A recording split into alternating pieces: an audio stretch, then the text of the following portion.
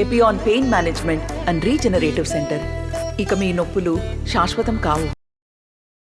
Telugu Desam party కార్యకర్తలు, ముఖ్యంగా Janasena, BJP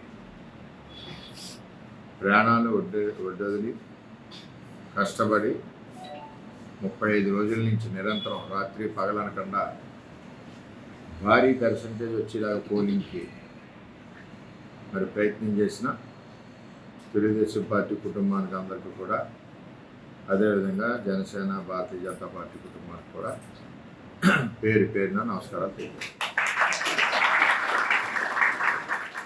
అన్నిటికంటే ముఖ్యంగా ప్రజలందరూ కూడా ఉదయం 6:30 నుంచే లైన్లో ఉండి ఈ దుష్ట పరిపాలన తరిమి కొట్టాలి, చంద్రబాబు, పవన్ కళ్యాణ్, బీజేపీ కూటమిని గెలిపించాలన్న ఒక ఆలోచనకి, నిర్ణయానికి వచ్చేసాయి.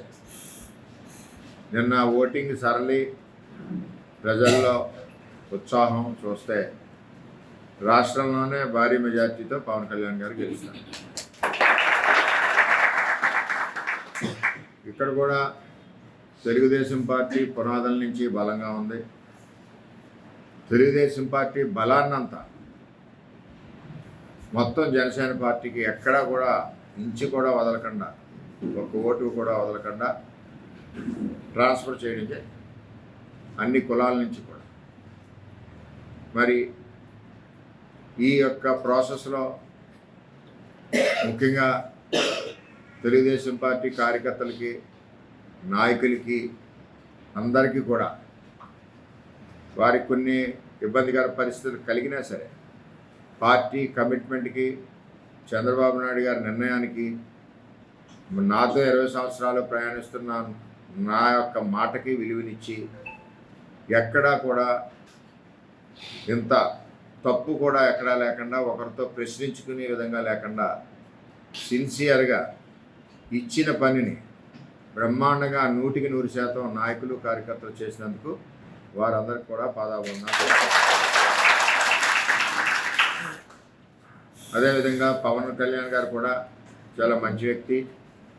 మరి ఆయన కూడా సుమారు దగ్గర 39 గ్రామాలు, 2 టౌన్లు, అంటే 50 మున్సిపల్ వార్డులు మరి ఆయన పర్యటన చేయడం జరిగింది. ఇంకా కొద్దిగా ఉన్న సమయం ఉన్నా సరే, ఆయన పిఠాపురం నియోజకవర్గానికి కేటాయించాలన్న ఆలోచన ఉన్నా సరే, చంద్రబాబు నాయుడు గారి యొక్క ఒత్తిడి వలన మిగిలిన నియోజకవర్గాల్లో పవన్ కళ్యాణ్ గారు మరి వెళ్ళవలసిన అవసరం ఉంది కాబట్టి ఈ మిగిలిన గ్రామాలకి రాలేకపోయారు. వాటికి కూడా త్వరలోనే రిజల్ట్స్ వచ్చి ఏర్పాటు చేస్తామని తెలియజేసుకుంటూ, మరి ఉమ్మడి కూటమి అభ్యర్థిని పవన్ కళ్యాణ్ గారిని ఆదరించిన ఉమ్మడి కూటమి కార్యకర్తలందరికీ కూడా పేరు పేరున నమస్కారాలు తెలియజేస్తున్నాను. మరి కొంతమంది రకరకాల నటనలు చేశారు, యాక్షన్లు చేశారు. ఇక్కడ 5 ఏళ్ళు లేకపోయినా నేను ఇక్కడే ఉన్నానని చెప్పారు. కరోనాలో ఇక్కడ లేనే లేదు ఆవిడ, నేను ఇక్కడే ఉన్నానని చెప్పారు. ప్రజలు కూడా అన్ని అబద్ధాలు గమనించారు, అన్ని నటనలు గమనించారు. ఎలాగ బుద్ధి చెప్పాలో అలాగ బుద్ధి ఆల్రెడీ చెప్పేశారు, నిన్నే చెప్పేశారు. చాలా చోట్ల బూతుల్లోకి కానీ, గ్రామాల్లోకి కానీ అక్కడనే గీతక్క గారిని రానిలేదు. మరి ఇవన్నీ కూడా ఆవిడ కూడా అర్థం చేసుకున్నారు. చేసిన పొరపాట్లు ఏంటో మొక్క కావలికల్లో అర్థమవుతూ ఉంది. ఏది ఏమైనా మనం 20 సంవత్సరాల నుంచి కష్టపడి ప్రజలకే మరి ఆసరగా అండగా నిలిచాం. పిలిస్తే 10 నిమిషాల్లో ప్రజల వద్ద ఉన్నాం.